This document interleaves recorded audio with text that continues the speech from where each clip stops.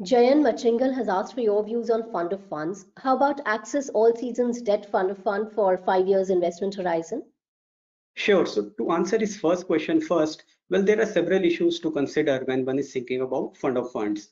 One is that they generally make more sense for an investor who is looking to invest only in one fund, because a fund of fund in turn holds several funds. And if you have it as just one of your holding among the several funds that you hold yourself, then you end up being a fund collector, and it doesn't really help, but it only contributes towards diluting your returns. So that's one. Second is that a lot of fund of funds invest only in the funds of the same fund company. Uh, and that is not very desirable, because you end up investing in many funds, but then you don't diversify across fund houses. So, fund of funds that invest in the funds of the same fund company score low from that perspective. The third important consideration is taxation, because the fund of funds, even the ones which invest in turn in equity mutual funds, even they are subjected to a tax treatment of a debt fund, and therefore your tax liability tends to be on the higher side. That's a disadvantage that they have from a taxation point of view.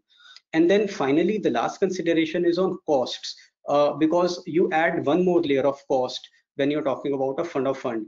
You end up incurring the expense ratio of the underlying funds, and on top of it, there is a certain degree of expense ratio which the fund of fund itself would be charging. So you end up adding to your costs. And really, these are the issues why fund of funds have not really taken off in a big way, and their asset sizes continue to remain fairly low.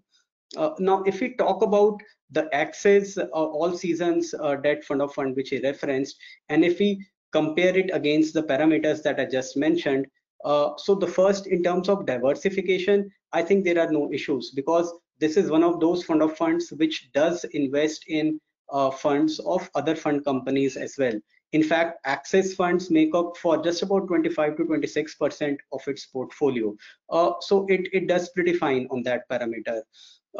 Next, we talk about taxation. Over there as well, there is no specific disadvantage that this fund has, because anyways, it invests in debt funds. And it also fetches the tax treatment of a debt fund. So there is no specific disadvantage to this fund because of its structure of an FOF. Uh, but cost is where you add up, significantly to what you pay, because the direct plan of this fund comes at a cost of about 20 basis points or thereabout, which is on top of the expense ratios of the underlying funds. And costs are particularly more relevant in case of debt funds, where they can burn a bigger hole in your overall returns. So cost is one aspect where this fund scores low. But even otherwise, more broadly, if you look at the underlying investments of this fund, it has about 40% of its assets invested in credit risk funds, which is far too high for our liking. So I would suggest that you can avoid this fund and look for other alternatives.